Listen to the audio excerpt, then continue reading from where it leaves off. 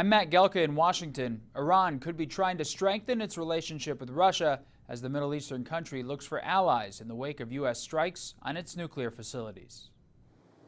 Iran's turning to Russia for help in the wake of U.S. strikes on the country's nuclear facilities. Iran's foreign minister was in Moscow Monday meeting with Russian President Vladimir Putin, with Putin calling the U.S. strikes unprovoked and unjustified. Former Russian president and Putin ally Dmitry Medvedev posted on X support for Iran, writing in part, "The future production of nuclear weapons will continue," and suggesting countries are ready to give Iran their own nuclear weapons. I think it's a bizarre response, but I also don't know that that guy speaks for President Putin or for the Russian government. They've been very consistent that they don't want Iran to get a nuclear weapon. The president also reacting via Truth Social, saying the N-word for nuclear shouldn't be used so casually. And I guess that's why Putin's the boss. The reaction underscores the belief that the U.S. and Israel aren't the only two countries trying to prevent a nuclear Iran, since U.S. military installations in nearby friendly Middle Eastern countries are obvious targets. This is an existential threat not only to Israel, but to the stabilization within the Middle East, but also America. So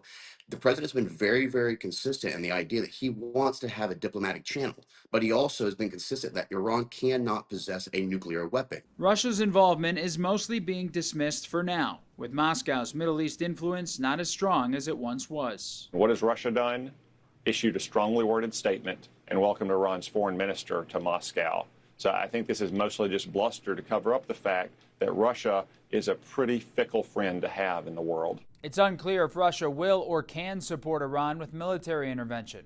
Russia is involved in its own war with Ukraine that's straining its resources, and at Monday's meeting, Russian officials stressed a diplomatic way out of the conflict. Reporting in Washington, I'm Matt Gelka.